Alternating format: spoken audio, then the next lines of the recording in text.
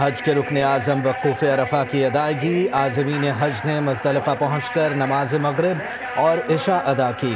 رات کھلے آسمان تلے گزاریں گے۔ شیطان کو مارنے کے لیے کنکریاں جمع کریں گے۔ آج فجر کے بعد حجاج رمی جمرات کے لیے منی جائیں گے۔ بڑے شیطان کو کنکریاں ماریں گے اور قربانی کریں گے۔ حجاج کرام حلق کرانے کے بعد احرام کھول دیں گے۔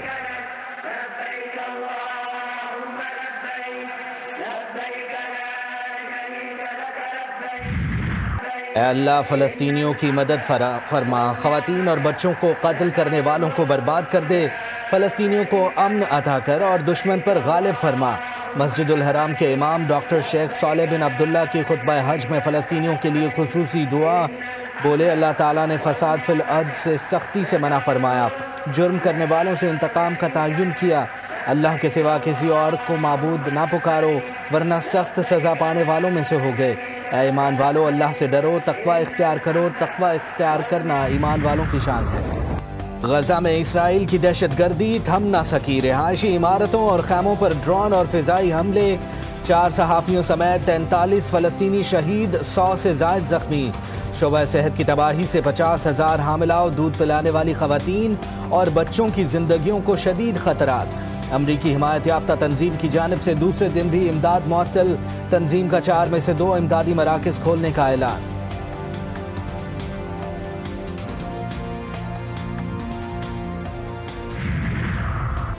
وزیر اعظم شہباز شریف وفد کے ہمراہ سعودی عرب پہنچ گئے۔ وزیر اعظم عید الاضحیٰ سعودی عرب میں منائیں گے۔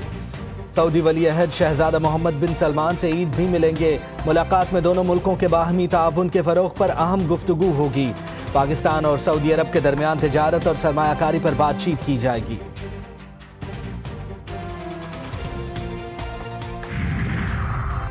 امریکہ کا منافقانہ چہرہ پھر بے نقاب، 5ویں بار غزہ میں جنگ بندی اور امداد کی فراہمی کی قرارداد ویٹو کر دی۔ کونسل کے 15 میں سے 14 ارکان کا قرارداد کے حق میں ووٹ۔ چین اور روس سمیت سلامتی کونسل کے تمام ارکان کی برہمی۔ چین کا امریکہ سے سیاسی مفادات سے بالاتر ہو کر منصفانہ اور ذمہ دارانہ موقف اختیار کرنے پر زور۔ فلسطین کا معاملے کو جنرل اسمبلی لے جانے کا اعلان۔ حماس نے کہا کہ قرارداد ویٹو کرنا امریکہ کی اسرائیل کے لیے اندھی طرفداری کی تازہ ترین مثال ہے۔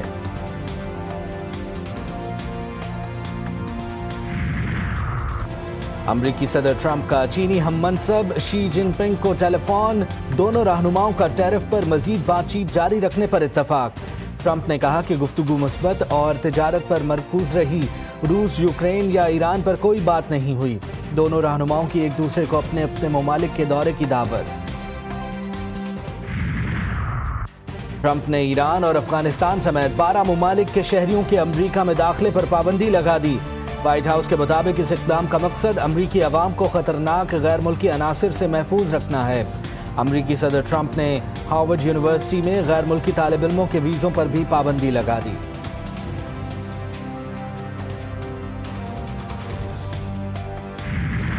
Pakistan is combating a resurgence of terrorism in Balochistan, in Pakhtunkhwa.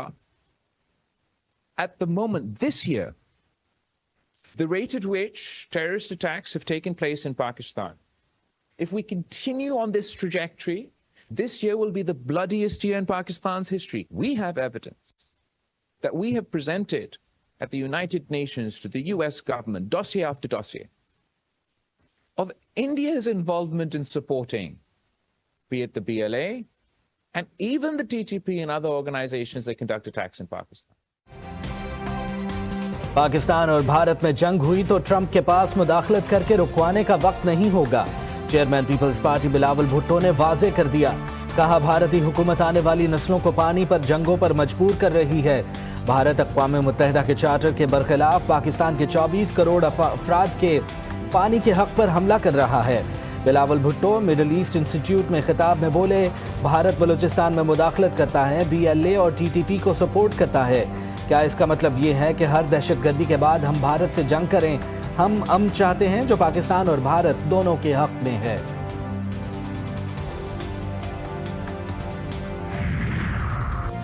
Bilawal کا پاک بھارت کے درمیان جامع بات چیت کی اہمیت پر زور۔ امریکی اخبار سے انٹرویو میں کہا کہ بھارت کی حالیہ جارحیت سے جوہری خطرات میں اضافہ ہوا۔ مستقبل میں بھارتی جارحیت کا جواب دینے کے لیے پاکستان کے پاس بہت کم وقت ہوگا. سعودی عرب دونوں ممالک کے درمیان امن کے لیے کردار ادا کر سکتا ہے. بلاول بھٹو کی سینٹر جم بینک سے بھی ملاقات. حالیہ پاک بھارت کشیدگی اور بھارت کی جانب سے جاری بریفنگ دی. اب ہمارا ملک دہشت گردی یا جنگ سے نہیں پہچانا جائے گا. پائیدار مذاکرات پانی کے معاہدے کی بحالی کے خواہاں ہیں.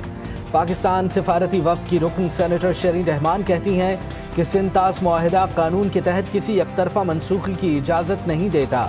پانی پر حملے یا اس کو ہتھیار کے طور پر استعمال کو جنگی عمل سمجھتے ہیں. میں میڈیا میں کہا ہے کہ بلکہ سیز فائر کنٹرول لائن ختم ہو گئی ہے, واپس سیز فائر لائن چلی گئی, سیز فائر لائن پہ چلی گئی ہے. اور یہ بڑا امپورٹنٹ اسٹیٹمنٹ ہے یہ جو آپ نے دیا ہے. میں نے کل دیا ہے. یہ میں دوبارہ آپ سے سننا چاہوں گا, بڑی امپورٹنٹ اب اسٹیٹمنٹ. یہ کنٹرول لائن جو ہے اس سے اب یہ سیز فائر لائن چلی گئی ہے. جو 1948 میں جو ڈکلیئر یونائٹڈ نیشنز نے اس کو سیز فائر لائن کیا تھا, وہ جو جنگ بندی ہوئی تھی جس کے بعد ریزولوشن ہوا, سارا پروسیس جو ہے وہ تاریخ کا حصہ ہے. اور اس کے بعد یہ ہے کہ یہ جو ایک یہ بھی انڈرسٹینڈنگ آئی تھی کہ یہ ڈسپیوٹس جو ہیں وہ بائی لیٹرلی ڈیل ہوں گے. اب یہ ملٹی لیٹرلی یا انٹرنیشنلی جو ہے ڈیل ہوں گے. پاکستان کا بڑا فیصلہ, بھارت سے شملہ معاہدہ ختم کرنے کا اعلان. ایل او سی پر 1948 والی پوزیشن. وزیر دفاع خواجہ آصف نے کہا کہ بھارت کے اقدامات کی وجہ سے شملہ معاہدے کی حیثیت اب ختم ہو گئی. معاہدے کی تمام شقیں ختم, جنگ کے بعد جو ہوا اس کی وقت کچھ نہیں رہی. شملہ معاہدہ ختم ہونے کے بعد کنٹرول لائن اب سیز فائر لائن ہے. معاہدہ دو ممالک کے درمیان ہے, اس میں ورلڈ بینک یا کوئی تیسرا فریق نہیں. سیز فائر لائن اس کا اصل سٹیٹس تھا جو بحال ہو جائے گا.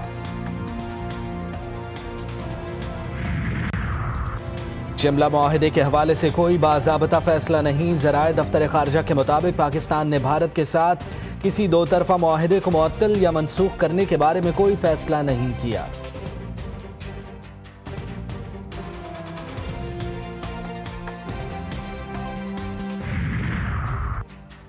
ہمارے کیسز کو آئین و قانون کے مطابق سنا جائے. چیئرمین تحریک انصاف بیرسٹر گوہر کی عدالتوں سے اپیل. کہا احتجاج کا فائنل پلان بانی پی ٹی آئی خود دیں گے. اپوزیشن لیڈر عمر ایوب کی حکومت پر کڑی تنقید. بانی کے خلاف کیسز کو فرمائشی پروگرام قرار دے دیا. احتجاج کا حق رکھتے ہیں, ہم نے تحریک سڑکوں پر کرنی ہے. وزیر اعلیٰ خیبر پختونخوا کی بانی پی ٹی آئی سے ملاقات کے بعد گفتگو. کہا بانی پی ٹی آئی نے فنڈز انسانی فلاح پر لگانے کا حکم دیا ہے. معاشی ٹیم کی بانی پی ٹی آئی سے ملاقات بجٹ سے پہلے کرائیں گے. اگر ملاقات نہیں کرائیں گے تو پھر لائحہ عمل طے کریں گے. کرپٹو کرنسی کی دنیا میں پاکستان بھارت سے بہت آگے. پاکستان نے امریکہ کے صرف 3 ماہ بعد ہی اپنا بٹ کوائن ریزرو بنا دیا ہے. کرپٹو کونسل کے سربراہ بلال بن ثاقب نے بٹ کوائن کانفرنس میں دنیا کو حیران کر دیا.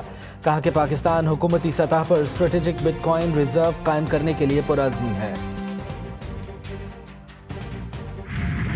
ملک بھر کی مویشی منڈیوں میں گہما گہمی. خریداروں کو من پسند جانور کی تلاش. عارضی منڈیوں میں بھی لوگوں کا رش. نیو کراچی کی مویشی منڈی میں خوبصورت بیل کالو خریدار کا منتظر. لاہور کے شہری من پسند جانوروں کی سجاوٹ میں مصروف. بچے بھی مہمانوں کی خاطر مدارت میں مگن.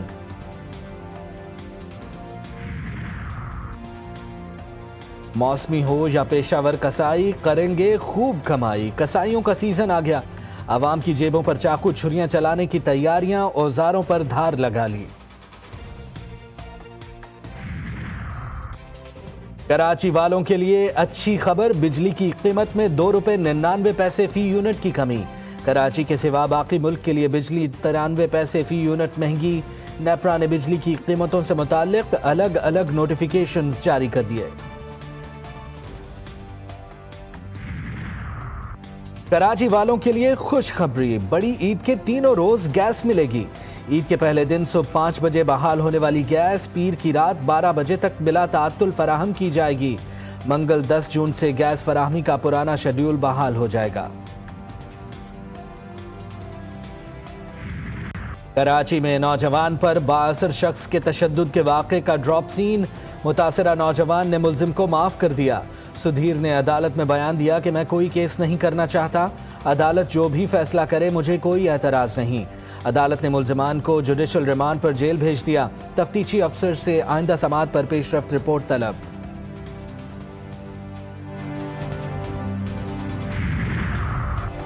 کراچی کے علاقے لیاقت آباد میں فائرنگ سے جاں بحق علی عدیل نقوی کی نماز جنازہ ادا، خالد مقبول صدیقی، انیس قائم خانی، فاروق ستار سمیت دیگر کی شرکت۔ ڈاکٹر فاروق ستار نے کہا کہ واقعہ شہر کا امن تباہ کرنے کی سازش ہے۔ مقتول MQM پاکستان کے ٹاؤن ممبر تھے، دوستوں کے ساتھ الکرم سکوائر پر بیٹھے تھے، 2 موٹر سائیکلوں پر 4 ملزمان نے فائرنگ کر دی۔ اور کوئٹہ کے اسپتال میں نامعلوم خاتون کمسن بچی کو چھوڑ کر فرار، بچی کی عمر 5 سے 6 سال ہے۔ اسپتال انتظامیہ کے مطابق بچی کو جلانے کے ساتھ جسم پر تشدد کے نشانات موجود ہیں، بچی کو تشویشناک حالت میں وارڈ میں داخل کر دیا گیا۔